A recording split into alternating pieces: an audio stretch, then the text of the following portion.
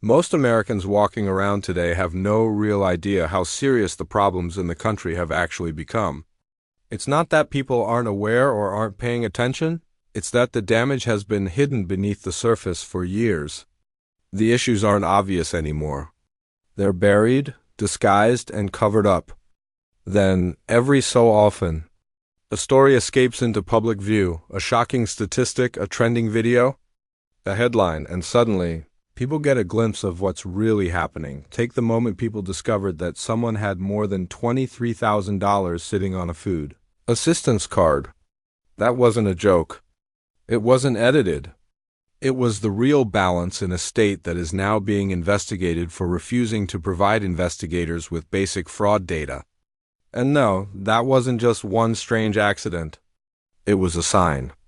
A warning that something fundamental inside the system is falling apart. Then came the next blow. An $8 billion fraud ring in Minnesota. Tied directly to people with political connections. Backed up by photos and campaign contributions. $8 billion drained from programs meant to help kids, seniors, and people with disabilities. Gone, and just when people thought it couldn't get worse. New data revealed that nearly half of immigrants from certain conflict zones were being placed on long-term federal assistance. At the same time, entire states refused to even explain how taxpayer money was being used. Today, we're going to walk through what is actually happening behind the curtain, why the public has been kept unaware, and how decisions being made right now will shape the future that your children and grandchildren will inherit. This is not about politics. This is about truth. There's a feeling many Americans have been carrying lately, especially those old enough to remember when government programs actually worked the way they were supposed to. It's that quiet sense that something just isn't right anymore. The news feels overwhelming. Prices keep climbing. Spending keeps exploding. Then, out of nowhere, something appears online or on TV that stops people cold and makes them ask, how can that even be possible? Maybe it's someone calling their benefits hotline and discovering tens of thousands of dollars on a card meant for groceries. Maybe it's a headline about fraud. Numbers that sound too huge to be real. Or maybe it's the growing understanding that the systems designed to help people in need simply aren't functioning the way they should, and here is the key point. These are not isolated mistakes, they are not random glitches, they are warning signs, like the check engine light turning on while you're driving. You can ignore it for a little while. You can hope it disappears, but ignoring it doesn't fix the engine. It only pushes you closer to the moment when it stops working completely. That is where America is today. The warning light has been flashing for years. Most people just didn't know what it meant, or didn't want to believe it could be that serious. So the next question becomes unavoidable. Where is all this fraud actually coming from? When federal investigators finally demanded basic records, simple data about who was receiving benefits and whether they qualified, something unbelievable happened. Around 30 states complied when auditors examined the data. Even seasoned investigators were stunned. Hundreds of thousands of cases showed clear irregularities. Dead people receiving benefits, people collecting in 2 states at once, some individuals enrolled in 6 different programs across the nation at the same time. This wasn't a handful of bad actors. This was a fully functioning ecosystem of exploitation that had been operating quietly for years. And here is what makes this truly alarming. You do not accidentally send benefits to someone who died 10 years ago. You do not accidentally approve the same person in state after state unless no one is checking. This reveals something very disturbing. For a long time, there was no serious oversight at all. The systems were on autopilot. Anyone who learned how they worked could take advantage. And many did. For older Americans who grew up in a time when oversight mattered and fraud was treated as a serious crime, this is almost impossible to wrap their minds around. How did it get this bad? How did billions disappear without the government noticing? The painful truth is, People did notice. Whistleblowers sounded alarms. Auditors raised red flags, but year after year, nothing changed. Why? Because fixing it would require admitting mistakes. It would require asking difficult questions. It would require exposing uncomfortable truths about who was benefiting and who was looking the other way. And then, just as the public was beginning to understand the scale of the problem, something even larger came to light: the Minnesota scandal. If you haven't heard the details yet, you need to, because this is the kind of story that changes how you view the entire system. For years, employees inside state agencies warned that massive fraud was taking place in programs meant to help the most vulnerable, programs meant to feed children, programs meant to support people with disabilities, programs meant to stabilize families, but their warnings were ignored. Worse than ignored, they were pressured to stay quiet. Threatened. Told to stop causing trouble. So the fraud didn't stop. It expanded and grew, and what began as serious misconduct quickly spiraled into something almost impossible to comprehend. When federal auditors finally stepped in and began reviewing the evidence, the results left even veteran investigators shaken. The total amount lost to fraud was estimated somewhere in the range of several $billion, possibly as high as $8 billion. Take a moment and let that number actually register. $8 billion diverted, misused, stolen, pushed through programs that were originally created to serve Americans who had nowhere else to turn. One housing assistance program, designed to cost only a few $1,000,000 a year, exploded into an expense of more than $100 million. How does something like that even happen? How does a program supposed to run on a shoestring budget suddenly cost 50 times as much? The explanation isn't complicated. When oversight disappears, when no one is checking the books, when political leaders avoid enforcing rules because they fear criticism, the system collapses, and anyone willing to exploit it can do so endlessly. But here is the part that hits home for millions of people. When you hear about billions missing, it's easy to detach. The numbers get so large that they stop feeling real, but they should. Every fraudulent claim paid out. Every dollar siphoned away, every fake application approved. That money should have supported someone who truly needed it. An elderly person struggling on a fixed pension, a child who genuinely didn't have enough to eat, a disabled citizen fighting daily battles most people can't imagine. Fraud isn't abstract. Fraud destroys trust, and for older Americans who spent decades contributing to these programs, believing they would one day serve someone in need, this feels like a profound betrayal. Yet financial fraud alone wasn't the greatest shock. What came next revealed just how deep the corruption had grown. As arrests were made and indictments became public, photos began circulating online and in news reports. Photos of people charged in this massive scheme standing beside governors, members of Congress, local officials, and other widely recognized political figures. It wasn't just photos either. Campaign finance records showed that some of these same individuals had made maximum legal donations to multiple political campaigns. Let me be absolutely clear. A photo does not prove guilt. A donation does not automatically make someone part of a crime, but patterns matter. When the same people later charged with massive fraud also appear in campaign donor lists, when whistleblowers say they were pressured into silence, when oversight agencies ignore repeated warnings, you have to ask tough questions. How much did people know? And when did they know it? For many seniors, this is the part that destroys confidence the most.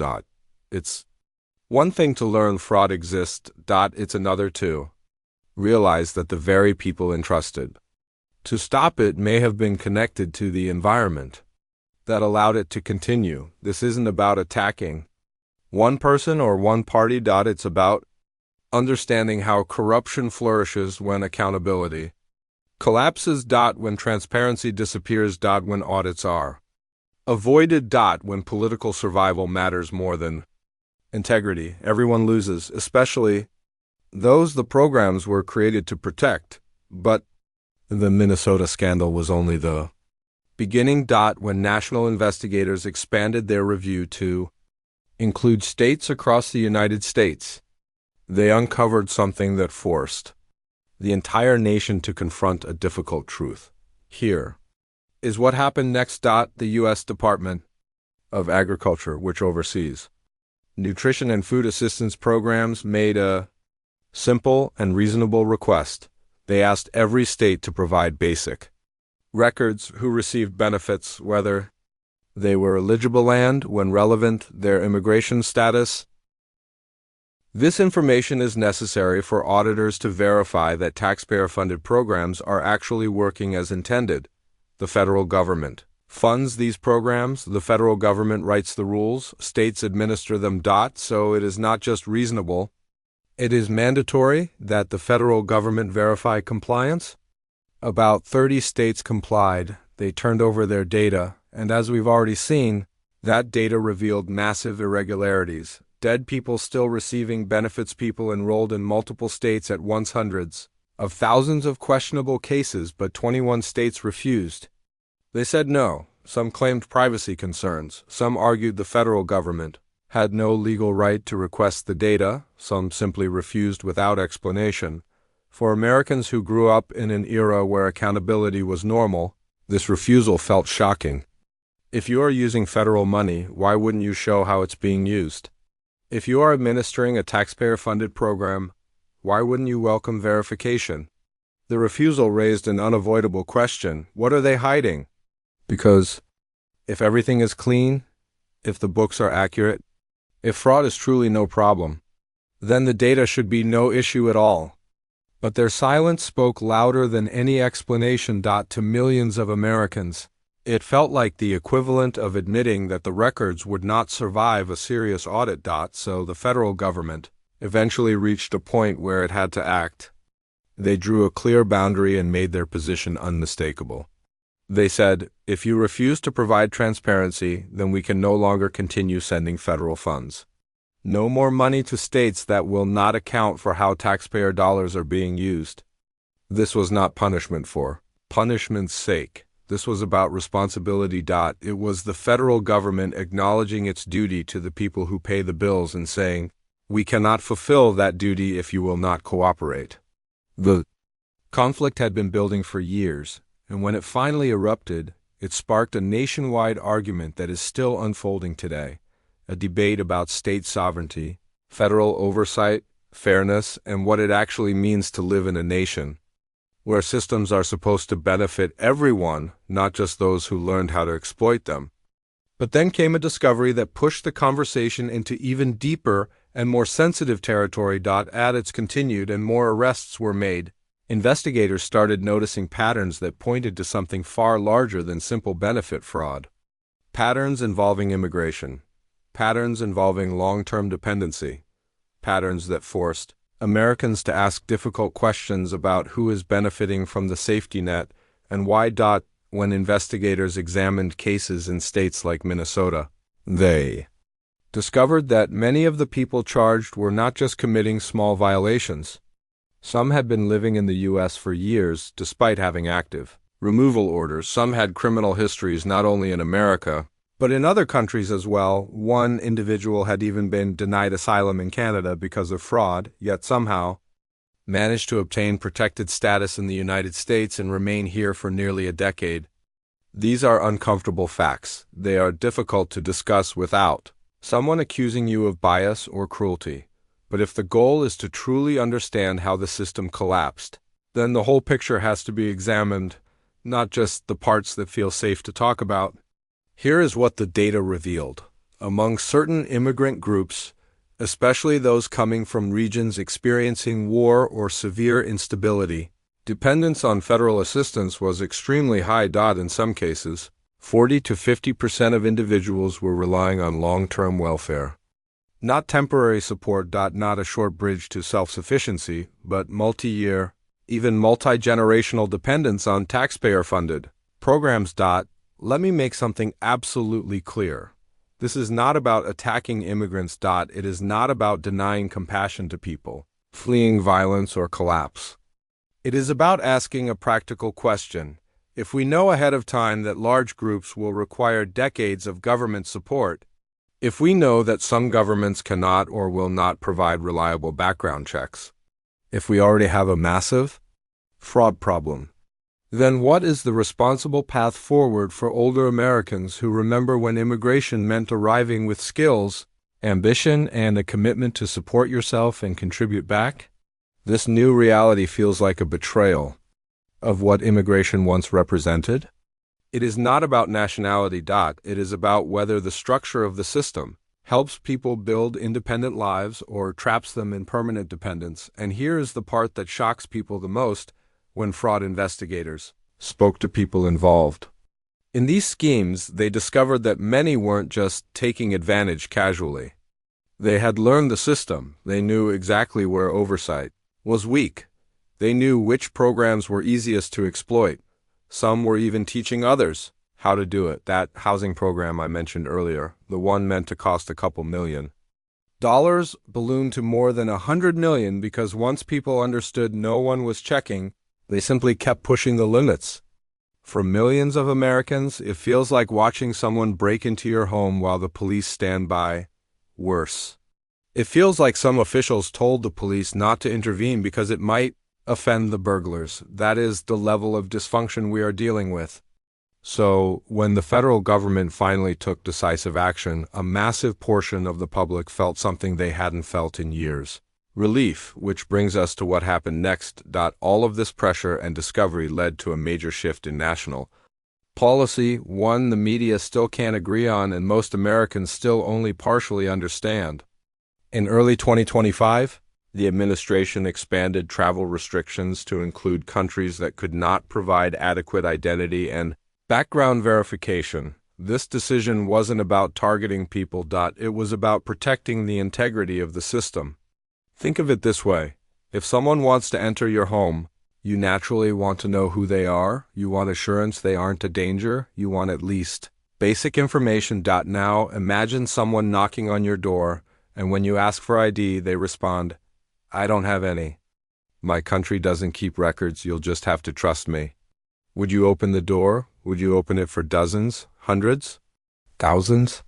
That is essentially the situation the entire nation was forced to confront. Entire populations coming from regions where governments have collapsed, where record-keeping no longer exists, where there is no reliable way to verify identity, criminal history, or eligibility for entry. And yet for years, we continued admitting large numbers of people from those same regions with little to no screening, and then acted shocked when fraud, crime, and long-term dependency became widespread. So the restrictions expanded. At first, about 20 countries were added to the list, but as analysts reviewed more data and saw how unreliable background verification truly was, that number grew to more than 30. And even today, it is not fixed. The administration has made it clear they will keep evaluating countries and adjusting restrictions based on how willing and able those governments are to cooperate with proper vetting. At the same time, immigration enforcement efforts increased dramatically.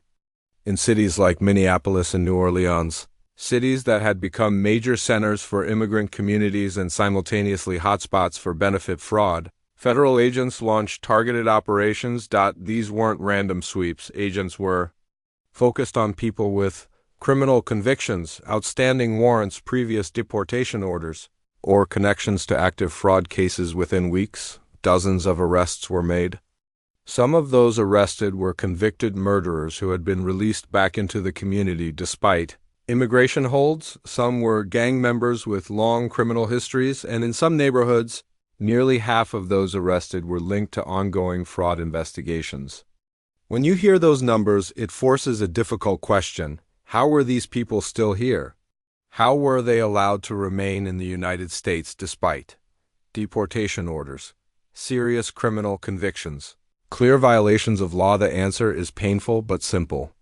For years, some local governments refused to cooperate with federal immigration authorities. They declared themselves sanctuary jurisdictions. They ignored detainer requests. They released individuals directly back onto the streets even when they knew federal agents intended to take custody. For many Americans, this is impossible to comprehend. Debating immigration policy is one thing, but releasing convicted criminals into neighborhoods because you refuse to work with federal law enforcement? That is not compassion. That is not justice. That is a collapse of the rule of law. And when the enforcement operations began in earnest, the reaction was immediate. Protests erupted, the media split along partisan lines, and the national divide widened even further. Let me describe what it looked like on the ground. In New Orleans. While federal agents carried out their work, protesters flooded the streets. Some businesses hung signs saying the agents were not welcome. One homeowner even displayed a massive banner claiming, "Immigrants make America great." Activists organized rallies. Local politicians criticized the operations, calling them harsh, inhumane, or unnecessary. On television, it played like a popular uprising, but when you spoke to residents, ordinary people, not activists or politicians, a very different story emerged. Many residents felt something the cameras rarely capture. Call on relief. Gratitude. Some stopped agents to say, "Thank you for being here. We'd been asking for this for years."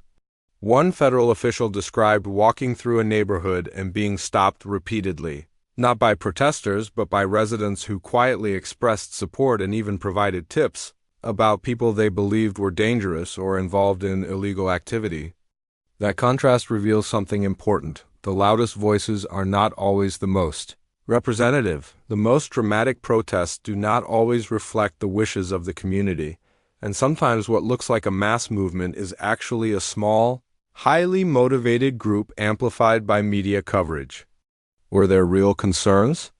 Of course, no large enforcement action is without human cost. Some legal residents were frightened, some families panicked, children worried about their parents. Those fears matter and should always be treated with seriousness and empathy.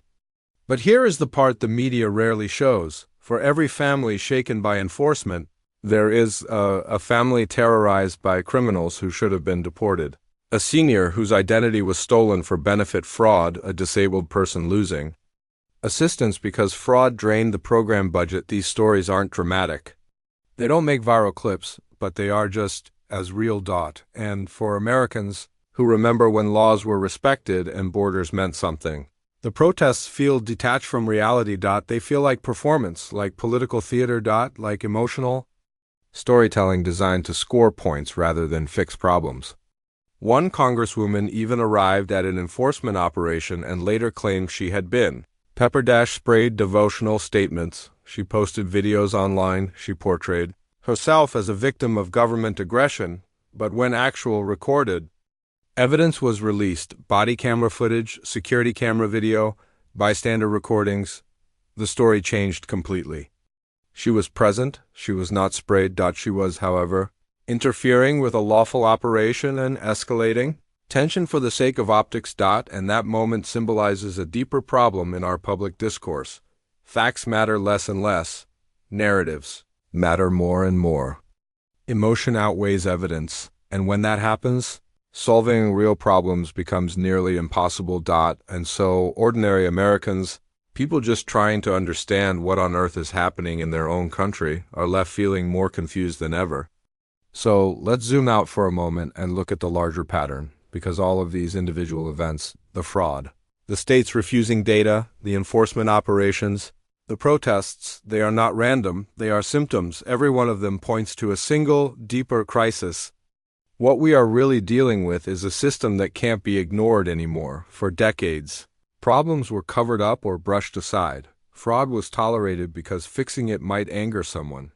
Immigration laws were enforced selectively because enforcing them fully became politically difficult.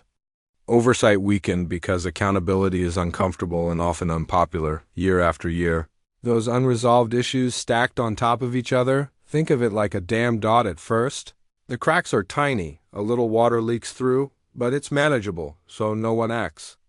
Then the cracks widen, the leaks get stronger, but by then, repairing it would require resources, confrontation, and tough decisions, so leaders delay and delay and delay until one day, the dam stops leaking. It breaks, and when it breaks, the damage is catastrophic. That is where America finds itself today. The warning signs have been visible for years. Whistleblowers sounded them, auditors confirmed them. Anyone using common sense could see them, but addressing them required courage. It required leaders willing to take heat. It required honesty. And for a long time, that courage simply wasn't there. But something has shifted. Maybe it was how impossible it became to deny the scale of the fraud. Maybe it was everyday Americans finally reaching their limit. Maybe it was a change in leadership. Whatever the cause, long-delayed corrections are finally underway, and they're happening at remarkable speed. Now, here is what this means for the future. These changes aren't temporary tweaks. They are setting precedents that will shape American policy for decades. If these efforts succeed, if fraud drops dramatically, if immigration becomes manageable, if oversight returns, if accountability is restored, then we prove something vital. It is not too late. With discipline, integrity, and leadership, even deeply broken systems can be rebuilt. But if these efforts fail, if protests shut down enforcement, if states continue to hide data, if fraud keeps skyrocketing, then we face a very different future. A future where systems collapse, where trust evaporates. Where the social contract, the idea that citizens can rely on one another and on their government, simply dissolves. This is not exaggeration. This is not fear-mongering. This is how every society in history has fallen apart. When order disappears. When laws become optional. When corruption becomes normal. When people stop believing their contributions are used responsibly. The entire structure is threatened. So what should Americans take away from all of this? First, understand that this moment matters. The choices being made today about enforcement, transparency, and responsibility will decide what kind of country your children and grandchildren inherit. This is not abstract. This is not distant. This is a turning point. Second, realize that awareness is power. For years, the fraud was hidden. The refusals to cooperate were buried. The connections and conflicts of interest were underreported. But now the truth is coming into the open. And once people truly understand what is happening, it becomes far harder for corruption to survive. Third, know that fixing broken systems is never easy. It is messy. It is loud. It is controversial. The media will frame enforcement as cruelty. They'll frame accountability as punishment.